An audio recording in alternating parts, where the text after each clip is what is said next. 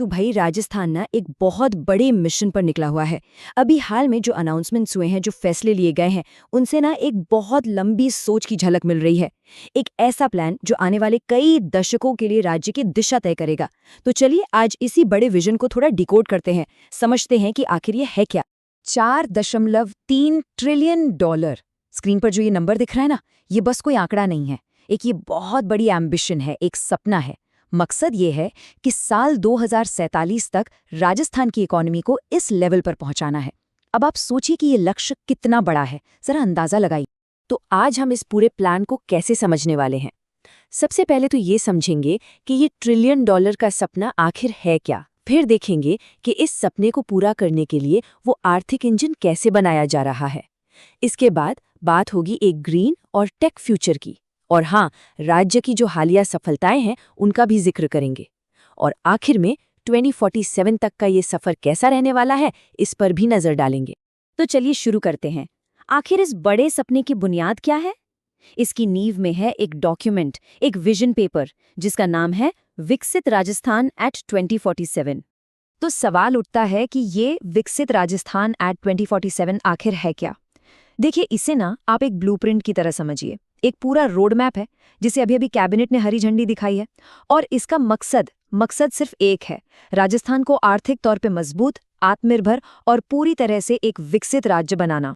अच्छा, अब जाहिर सी बात है कि इतना बड़ा लक्ष्य एक रात में तो पूरा नहीं होने वाला। तो इसके लिए ना दो बड़े माइलस्टोन सेट किए गए हैं। पहला पड़ाव आएगा 2030 में, जब तक इकोनॉमी को 350 बिलियन डॉलर तक ले जाना है। और फिर वहां से एक जबरदस्त छलांग लगा के 2047 में 4.3 ट्रिलियन डॉलर के उस विशाल लक्ष्य को छूना है। लेकिन सवाल तो यही है कि इतना बड़ा इकोनॉमिक टारगेट अचीव होगा कैसे?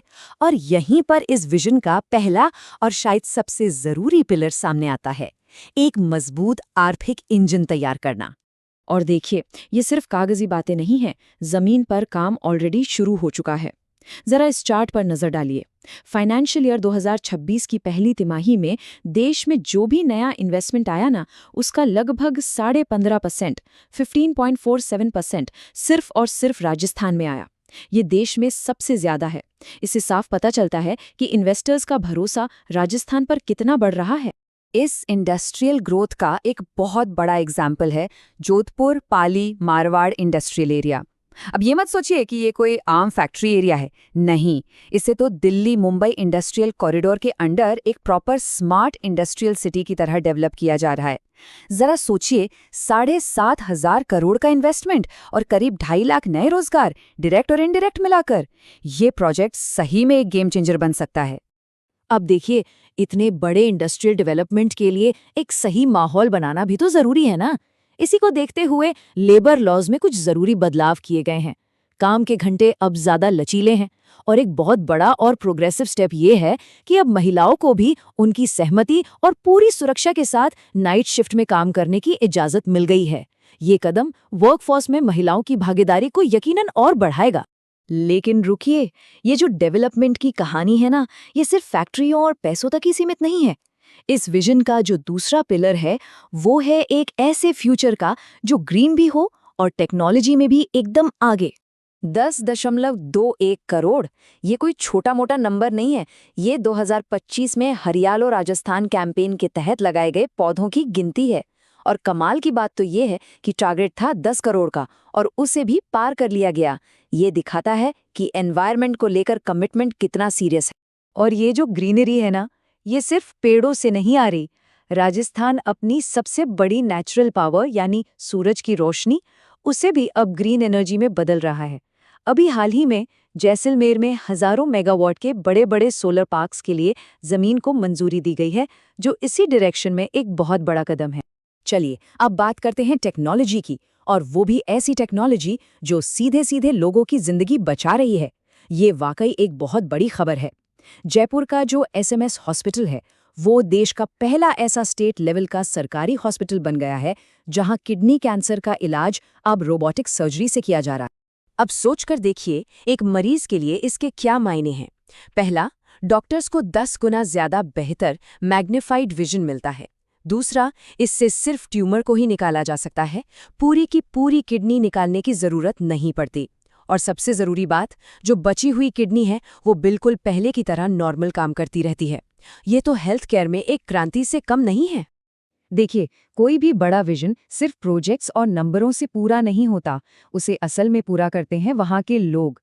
तो चलिए अब उन लोगों की बात करते हैं जो राजस्थान का नाम नेशनल लेवल पर ऊंचा कर रहे हैं। जरा इन अचीवमेंट्स की डाइवर्सिटी देखिए। एक तरफ है दिव्यांश भारद्वाज, जो स्विट्जरलैंड से एमबीए करके लौटे और बेस्ट सरपंच का अवार्ड जीत रहे हैं। तो दूसरी तरफ है नीलम यादव, जिन्हें नेशनल टीचर्स अवार्ड मिला है।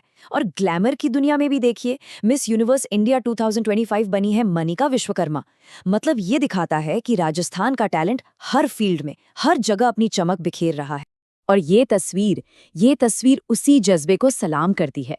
इंडिपेंडेंस डे पर जब पुलिस ऑफिसर्स और कर्मचारियों को उनकी सर्विस और बहादुरी के लिए मेडल मिलते हैं, तो वो पल वाकई पूरे राज्य के लिए गर्व का होता है। और ये जो सक्सेस है, ये सिर्फ इंडिविजुअल लेवल तक ही नहीं है। जब पूरे देश के पैमाने पर देखा जाता है, तो राजस्थान के आंकड़े खुद अपनी कहानी कहते हैं। जैसे कि रिन्यूएबल एनर्जी इन्वेस्टमेंट में देश में नंबर 1, या फिर एक पेड़ माँ के नाम कैंपेन हो या किसान सम्मान निधि योजना, इन दोनों में देश में दूसरे नंबर पर। तो ठीक है, हमने इकोनॉमिक प्लान देख लिया, ग्रीन इनिशिएटिव्स देख लिए और नेशनल अचीवमेंट्स पर भी नजर डाली। अब इन सबको एक साथ जोड़कर देखते हैं कि 2047 की इस लंबी जर्नी के लिए इसका असली मतलब क्या है।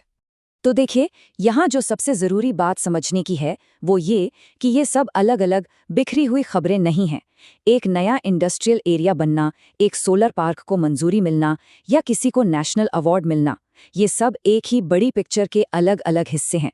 ये वो बिल्डिंग ब्लॉक्स हैं जो एक एक करके 2047 के उस बड़े विजन की इमारत को खड़ा कर रहे हैं। तो विजन बहुत बड़ा है, इरादे भी साफ लग रहे हैं और शुरुआत भी अच्छी हुई है। लेकिन जाहिर है 2047 तक का रास्ता चुनौतियों से भरा होगा। तो असली सवाल अब ये है कि इस सपने को हकीकत में बदलने के लिए राजस्थान को आने वाले वक्त में सबसे बड़ी आर्थिक, सामाजिक और पर्यावरणीय चुनौतियों से कैसे निपटना होगा। ये एक ऐसा सवाल है जिस पर सोचना बहुत ज़रूरी है।